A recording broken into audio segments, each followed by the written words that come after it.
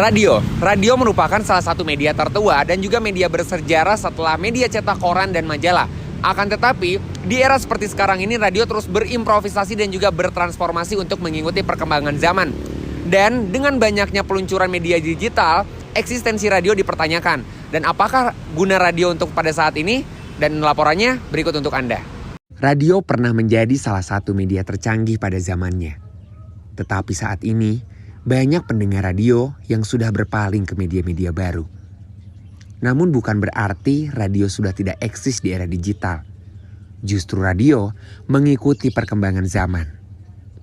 Bahkan saat ini, ada beberapa stasiun radio yang menyediakan aplikasi streaming dan website khusus agar dapat menjangkau pendengarnya dimanapun dan kapanpun. Meskipun teknologi semakin canggih, radio tidak perlu takut dengan ancaman tersebut. Karena radio memiliki cara tersendiri dalam menyampaikan informasi dan hiburan. Proses penyampaian pesan antara penyiar dengan pendengar memiliki esensi sendiri. Penyampaian informasi terdengar jelas dan singkat. Namun, tidak terkesan membosankan dengan adanya nada bicara yang disampaikan oleh penyiar. Seiring dengan perkembangan internet, muncul banyak saluran media baru yang juga mengubah cara orang mengonsumsi informasi dan hiburan bagi warga dunia. Munculnya berbagai macam teknologi komunikasi seperti media massa membuat banyak pilihan bagi khalayak untuk mendapat sebuah informasi. Radio sebagai salah satu media yang menyampaikan informasi dan hiburan tidak boleh tertinggal karena adanya perkembangan teknologi. Mereka harus melakukan adaptasi dengan sebuah inovasi agar tidak kehilangan pendengarnya. Peran radio saat ini mulai tergantikan dengan munculnya teknologi dan media-media baru. Eksistensinya ini dia sudah mengalami di tahap atau fase konvergensi media. Jadi radio tidak saja eksis ditutup dalam bentuk streaming atau dalam terestrial, tapi juga harus multi-platform. Karena apa? Seperti yang sudah dicanangkan oleh Kominfo bahwa kita sudah masuk di era digitalisasi. Jadi dengan demikian, racikan format yang harus ada di radio itu tidak saja dalam hal atau dalam metode atau dalam platform yang ada saat ini yang selalu kita lakukan sebelumnya, yaitu di media streaming atau terestrial, tapi kita juga harus merambah dalam mengatasi konvergensi media ini atau persaingan media dengan lebih mengeksiskan lagi keberadaan radio itu dengan bermain di multi-platform itu.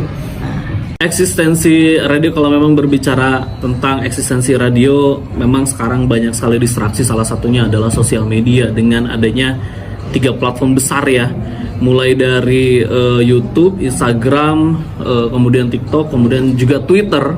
Ini ngebuat orang banyak tersalurkan gitu. Artinya di mana kesendirian, gimana aktivitasnya ditemani. Kalau zaman dulu itu radio, kalau zaman sekarang adalah sosial media.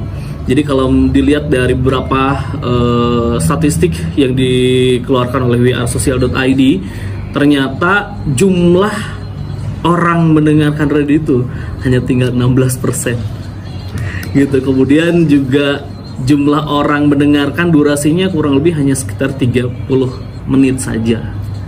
Seperti itu. Jadi kalau misalnya eksistensi radio sangat terdistraksi oleh beberapa sosial media gitu. Namun tetap yang menjadi salah satu andal radio adalah radio menjadi salah satu informasi tercepat, kemudian juga menjadi salah satu hiburan di mobil yang pasti itu tidak.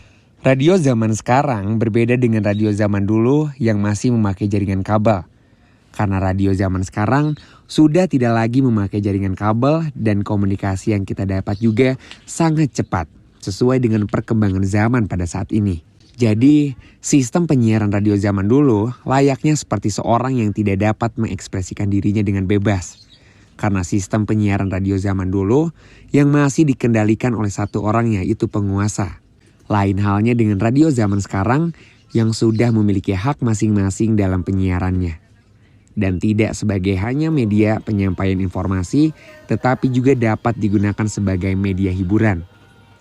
Dengan berbagai macam acara yang dapat didengarkan oleh masyarakat, Kini tinggal bagaimana seorang dapat berperan aktif untuk membuat sebuah acara dalam radio yang menarik dan juga berkualitas, agar dapat disenangi oleh banyak masyarakat dan tidak kalah bersaing dengan media-media elektronik lainnya. Yang jelas kalau radio dulu kesannya itu harus formal, duduk dengan mendengarkan sebuah radio berbentuk kotak atau berbentuk yang ada wujudnya begitu, yang harus dengan tidak boleh sambil melakukan sesuatu aktivitas. Tetapi sekarang, yang di era sekarang itu jauh lebih fleksibel penggunaannya. Karena apa? Radio sudah diracik dalam bentuk ponsel, dalam bentuk HP. Jadi efektivitasnya itu lebih tinggi begitu. Di sana pun tadi sudah saya katakan bahwa kita juga bermain di multiplatform, tapi juga racikan program itu akan lebih menjurus dari kepentingan publik yang saat ini seperti itu. Jadi tidak hanya berorientasi kepada satu segmen atau strata usia saja, atau strata pendidikan saja, atau strata sosial satu saja, tetapi merambah semua dari strata sosial, pendidikan, dan juga usia, sehingga akan lebih mudah pendengar-pendengar itu memilih channel-channel yang sesuai dengan keinginannya. Itu kalau di era saat ini ya. Itu. Lebih ke ada perubahan platform ya. Kalau fungsinya saya kira nggak berubah banyak. Orang mengakses radio lebih untuk hiburan kayak gitu ya. Kalau pengen serius biasanya ya baca buku, baca koran kayak gitu. Walaupun sejak dulu juga ada radio yang mengkhususkan pada pemberitaan, kayak dulu di Radio Mara kayak gitu ya.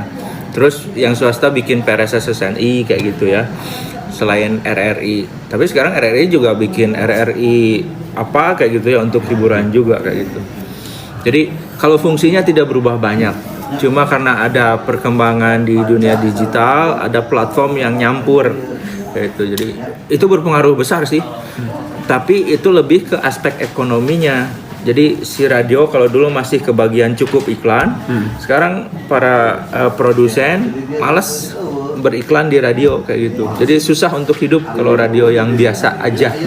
Itu harus bertransformasi gitu, harus mengkombinasikannya dengan platform digital. Jadi selain yang biasa pakai UHF yang AM, FM kayak gitu ya. Kalau bisa ada streamingnya juga, itu yang bisa survive. Walaupun saingannya tetap susah, karena lebih banyak saingan sekarang. Bahkan orang biasa aja yang tidak punya perusahaan bisa bikin siaran radio sendiri. Jadi sebegitu kerasnya persaingan kayak gitu. Jadi untuk hidup susah sebetulnya. Yang hidup itu paling yang mereka punya jaringan luas atau punya grup media yang lengkap.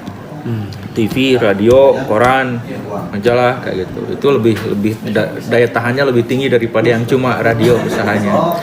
Itu cenderung cepat mati kalau itu. Oh iya betul. Berarti kalau eksistensi sendiri menurut Bapak di saat ini radio apakah kurang diminati, apalagi dengan adanya platform digital itu? Tidak kurang diminati.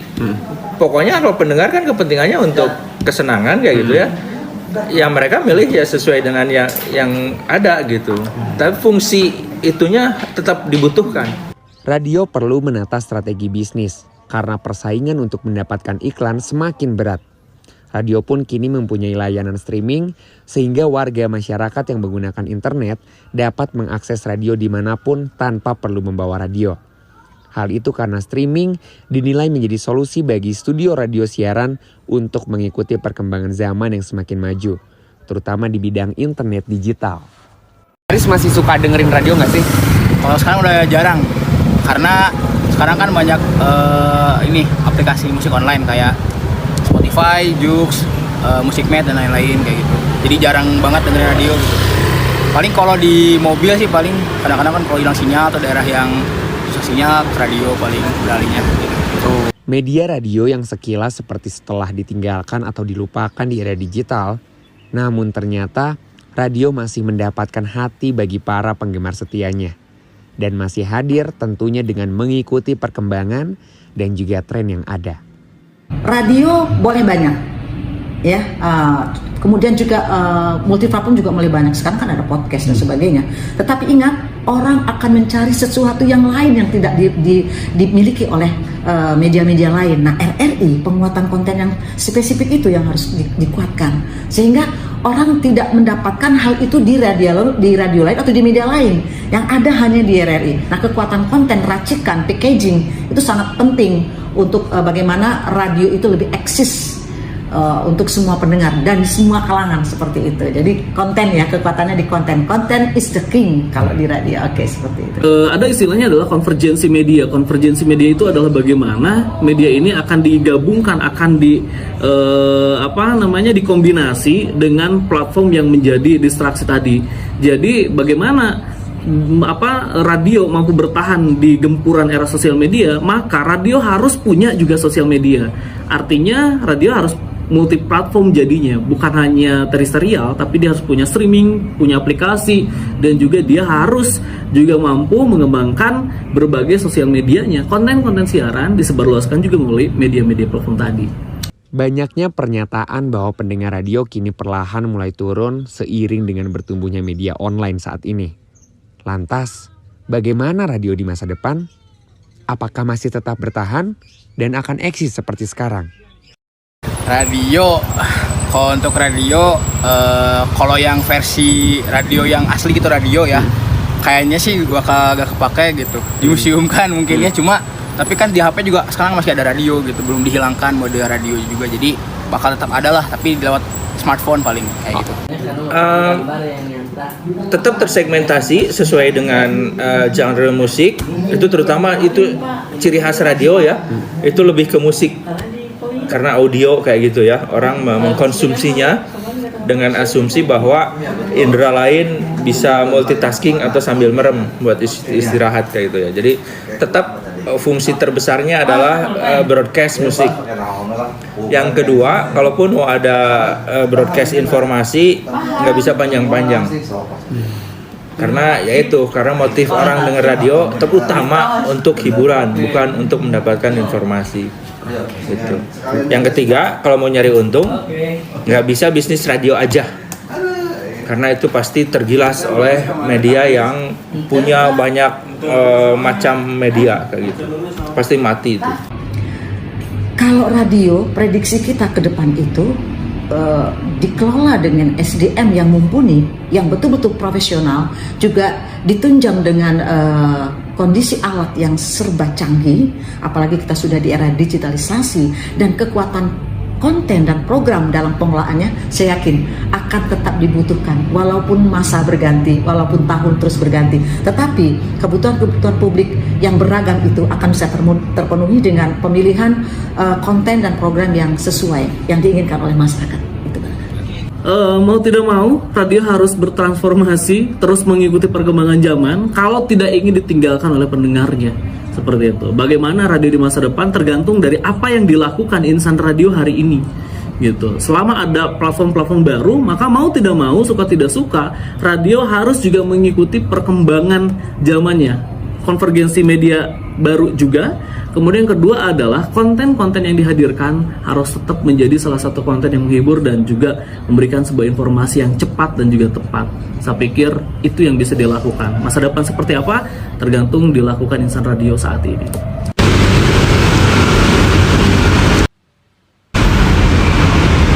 Tidak dapat dipungkiri bahwa radio erat sekali hubungannya dengan komunikasi, informasi, dan juga hiburan. Dan di era seperti sekarang saat ini, memang banyak anak-anak muda untuk tidak mendengarkan radio karena memilih platform digital yang lainnya. Namun, siapa sangka masih banyak juga yang mendukung bahwa kehidupan radio ini bakalan terus berjalan dan radio tidak akan pernah mati. Saya Rangga Hadiansyah berserta kru yang bertugas melaporkan.